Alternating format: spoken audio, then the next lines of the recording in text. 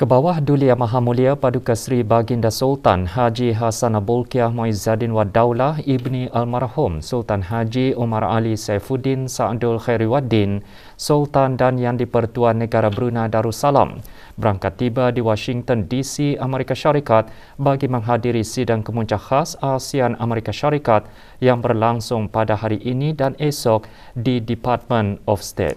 Berangkat mengiringi ke bawah Duli Yang Maha Mulia ialah Duli Yang Teramat Mulia Paduka Seri Pangeran Muda Abdul Matin.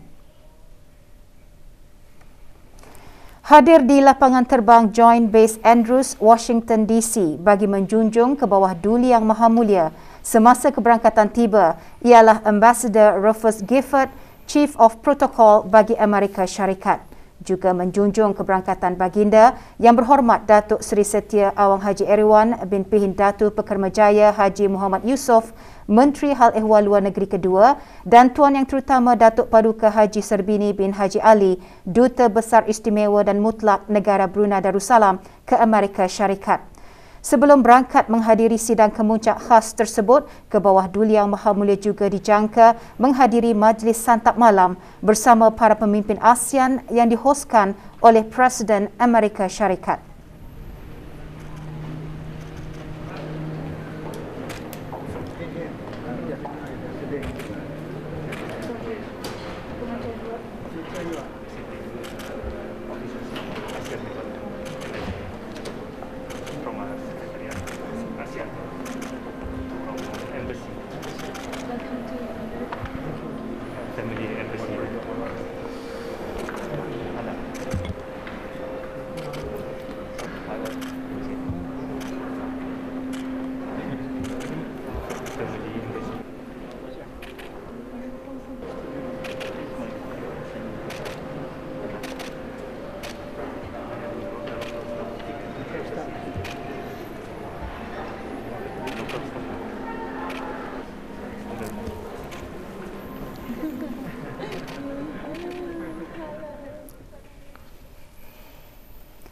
Perkembangan situasi jangkitan COVID-19 di negara Brunei Darussalam.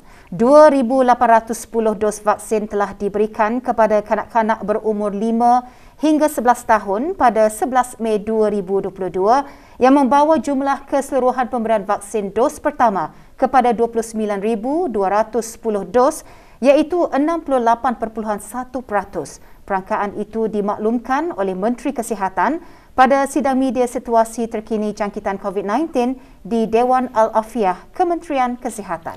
Yang Berhormat Datu Seri Setia Dr. Haji Awang Muhammad Isham bin Haji Jaafar juga memaklumkan 1,294 dos kedua vaksin telah diberikan kepada kumpulan umur tersebut yang membawa jumlah keseluruhan kepada 7,290 dos iaitu 17%.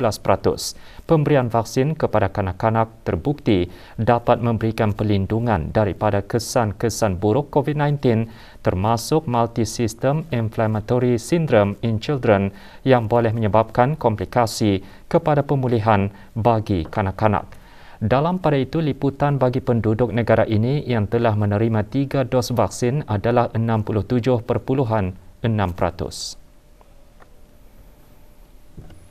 Sebanyak 250 kes baru telah dilaporkan, iaitu 246 kes hasil ujian ART dan 4 kes adalah dari 338 ujian makmal RT-PCR yang telah dilakukan dalam masa 24 jam. Oleh itu, jumlah keseluruhan kes yang dilaporkan di negara Brunei Darussalam setakat ini ialah 143,866 kes. Statistik harian COVID-19 yang lain pula adalah seperti berikut. Tidak ada kes dikategorikan dalam kategori 5, yakni mereka yang memerlukan rawatan di unit rawatan intensif ataupun ICU, manakala 2 kes sedang berada di kategori 4, yakni mereka yang memerlukan bantuan oksigen dan di bawah pemantauan rapi. Sebanyak 112 kes telah disahkan sembuh yang membawa jumlah kes yang sembuh kepada 142,173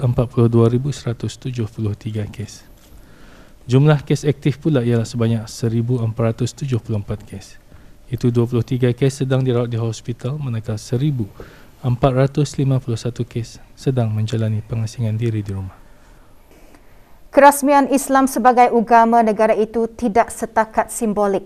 Ia adalah amalan dan kesannya menjadi kenyataan bahawa ajaran-ajarannya mencorakkan kehidupan khasnya yang menganutnya serta mengamalkannya dan mendukungnya sebagai agama rasmi negara. Yang berhormat Pihin Udana Khatib Datu Paduka Sri Setia Ustaz Haji Awang Badarudin bin Pengarah Datu Paduka Haji Awang Osman, Menteri Hal Ehwal Ugama, menyatakan perkara tersebut semasa mempengerusikan mesyuarat jawatan kuasa tertinggi sambutan Hari-Hari Kebesaran Islam peringkat negara dan musabakah membaca Al-Quran bahagian dewasa peringkat kebangsaan tahun 1444 Hijrah. Mesyuarat diadakan pagi tadi di Pusat Persidangan Antarabangsa Brakas. Karena itulah, pengaruh amalan dan kesan keresmiannya itu sangat ketara di negara kita yang meskipun bersaiz kecil, namun saya selalu menyebut negara kita bersaiz kecil seampap jari, namun tetap comel dan manis menawan. Di dalamnya kita sekalian, rakyat dan penduduknya yang beragama Islam dan bukan Islam sama berkehidupan aman dan selamat di bawah pemerintahan beraja yang adil saksama, bijaksana dan berwawasan. Juga hadir Yang Amat Mulia Pangeran Indra Setia Diraja Sahibul Karib Pangeran Anak Haji Idris bin Pangeran Maharaja Lela Pangeran Muda Abdul Kahar yang di-Pertua Adat Istiadat Negara. Agenda mesyuarat membincangkan format sambutan, pengisian atur cara, tema sambutan, tarikh dan tempat mengadakan majlis serta perkara-perkara yang berhubung kait dengan sambutan majlis Hari-Hari Kebesaran Islam peringkat negara dan musabakah membaca Al-Quran bahagian dewasa peringkat kebangsaan yang akan diadakan sepanjang tahun 1444 Hijrah.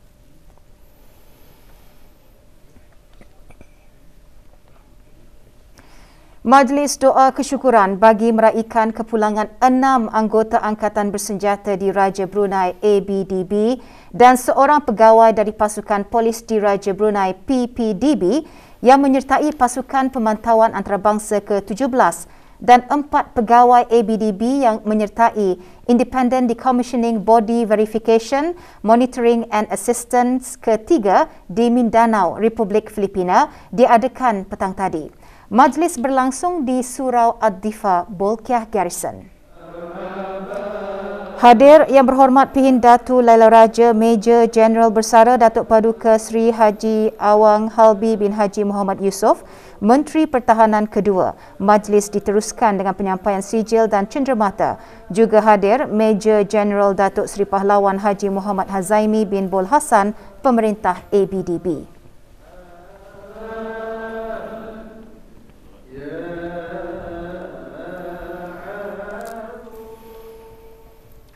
Sementara itu, pasukan pemantau antarabangsa Mindanao Negara Brunei Darussalam ke-17 dan anggota misi Independent Decommissioning Body Verification, Monitoring and Assistance Team yang ketiga telah selamat pulang ke negara ini April lalu setelah menamatkan misi kerja di Mindanao, Republik Filipina. Pagi tadi diadakan majlis perbarisan bagi kepulangan pasukan dan anggota misi berkenaan. Hadir Brigadier Jeneral Udara Haji Ali Rupendi bin Haji Perudin, Pemerintah Angkatan Bersama Angkatan Bersenjata di Raja Brunei ABDB. Pasukan pemantau antarabangsa Mindanao Negara Brunei Darussalam ke-17 diketuai oleh Lieutenant Colonel Muhammad Fakaruddin Zuraidi bin Haji Ramli dan anggota misi Independent Decommissioning Body Verification, Monitoring and Assistance Team ketiga diketuai oleh Lieutenant Colonel Muhammad Shalih bin Haji Ismail.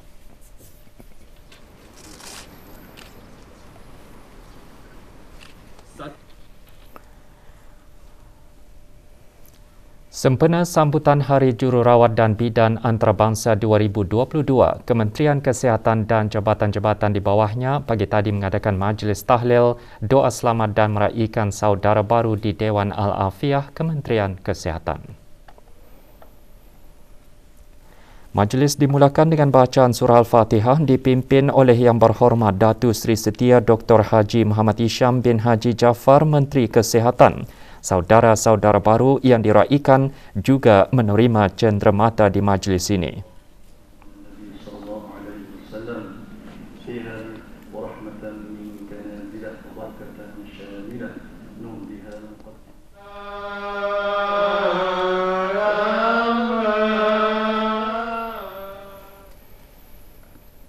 Negara Brunei Darussalam dan Perancis menjalin hubungan dua hala yang baik dan menerokai peluang kerjasama dalam pelbagai bidang.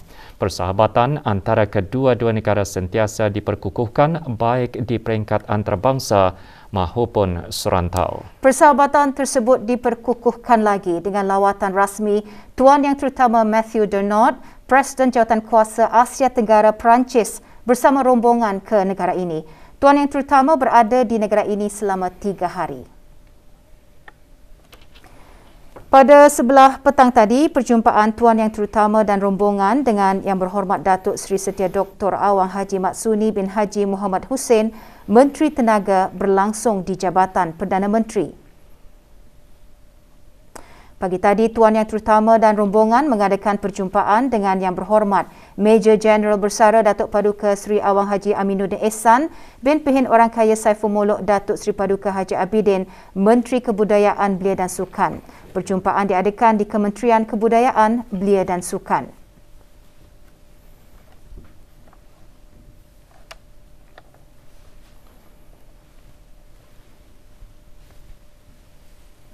Perjumpaan Tuan Yang Terutama dan rombongan dengan Yang Berhormat Awang Haji Ahmad bin Pehin Orang Kaya Laila Setia Bakti Duraja, Datuk Laila Utama Haji Awang Isa, Peguam Negara, juga berlangsung petang tadi di Pejabat Peguam Negara.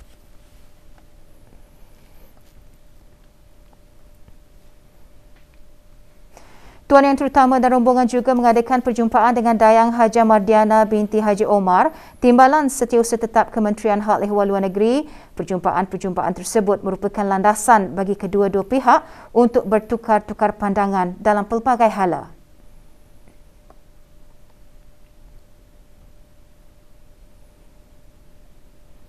Tuan Yang Terutama dan rombongan tiba semalam. Ketibaan Tuan Yang Terutama beserta rombongan di lapangan terbang antarabangsa Brunei dialu-alukan oleh Yang Dimuliakan Pehin Orang Kaya Pekermajaya Datuk Paduka Awang Haji Judin bin Haji Asar, Setiausaha Majlis Mesyuarat Menteri-Menteri Kabinet dan Jurutulis Majlis-Majlis Mesyuarat.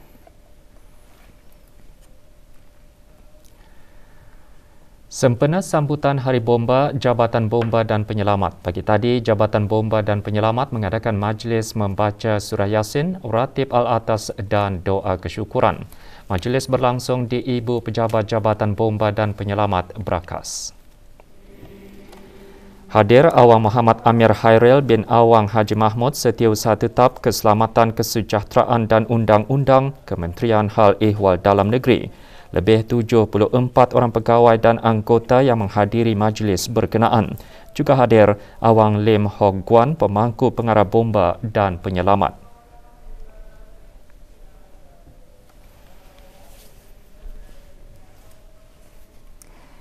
Radio Televisyen Brunei pagi tadi mengadakan majlis membaca Surah Yasin dan Tahlil khusus bagi ayahanda, bonda dan anakanda ke bawah Duli Yang Maha Mulia Paduka Seri Baginda Sultan dan Yang di-Pertuan Negara Brunei Darussalam, Almarhum Sultan Haji Omar Ali Saifuddin Sa'adul Khariwaddin, Almarhumah Duli Raja Isteri Pangeran Anak Damit dan Almarhum Duli Yang Teramat Mulia Paduka Seri Pangeran Muda Haji Abdul Azim.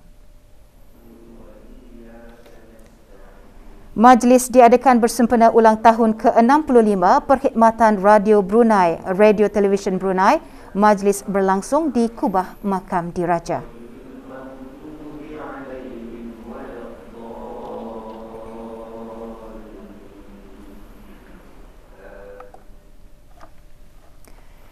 Skim Persaraan Kebangsaan SPK akan menggantikan skim TAP dan SCP. Melaluinya, caruman akan dibagikan kepada caruman ahli dan caruman daripada majikan. Pemangku Timbalan Pengarah Urusan TAP menjelaskan, caruman daripada gaji ahli akan disimpan ke dalam akaun ahli dengan ahli boleh membuat pengeluaran daripada akaun tersebut sebelum bersara. Manakala caruman daripada majikan pula akan dikumpulkan dan disimpan dalam akaun persaraan. Jelasnya lagi, akaun persaraan akan digunakan untuk pembayaran annuiti kepada ahli yang mencapai umur 60 tahun selama sepanjang hayat bagi yang memenuhi syarat. Skim SPK juga boleh memberikan annuiti selama sepanjang hayat bagi yang memenuhi syarat. Ahli boleh membuat pengeluaran daripada akaun ahli bagi keperluan sebelum bersara. Jenis-jenis pengeluaran adalah pengeluaran 30% dari akaun ahli semasa ahli berumur 45 tahun, 50, 55 tahun tanpa sebarang persyaratan tambahan. Ahli boleh membuat pengeluaran pertama pada umur 45 tahun. Pengeluaran kedua pada umur 50 tahun dan seterusnya pengeluaran ketiga pada umur 55 tahun. 30% bagi setiap kali pengeluaran. Orang ramai yang ingin mengetahui mengenai skim persaraan kebangsaan bolehlah melayari laman sesawang TAP www.tap.com.bn atau email ask@tap.com.bn atau hubungi pusat panggilan TAP 238-2929 semasa waktu bekerja.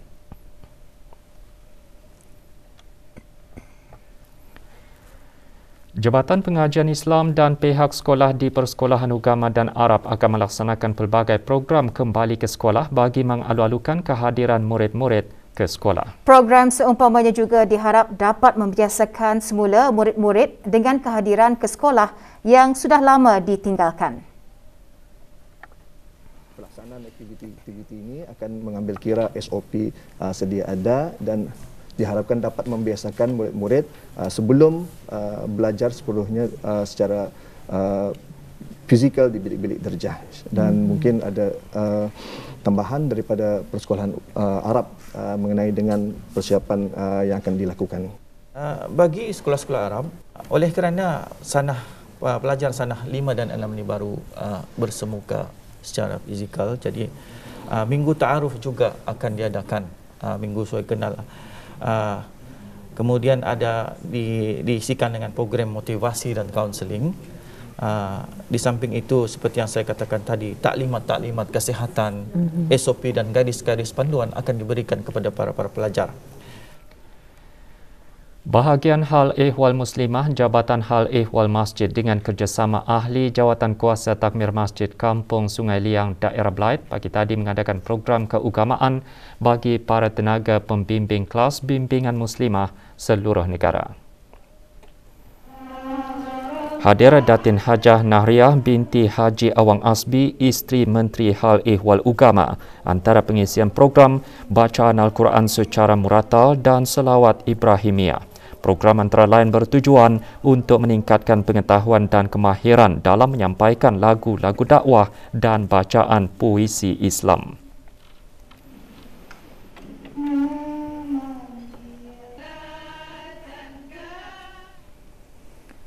Seorang individu dikenakan kompaun RM500 oleh Jabatan Alam Sekitar, Taman dan Rekreasi setelah didapati melanggar Akta Kesalahan-Kesalahan Miscellaneous Penggal 30 iaitu membuang sampah di tanah lapang kawasan jalan masuk Pantai Meragam.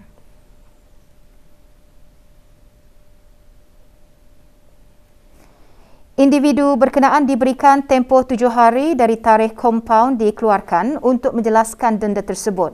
Jika gagal, boleh didakwa ke mahkamah dan jika sabit kesalahan, boleh dikenakan denda tidak kurang RM1,000 dan tidak lebih RM3,000 bagi kesalahan pertama dan bagi kesalahan kedua atau berikutnya boleh dikenakan denda tidak kurang RM3,000 dan tidak lebih RM9,000, dihukum penjara bagi suatu tempoh tidak lebih 6 bulan atau kedua-duanya sekali.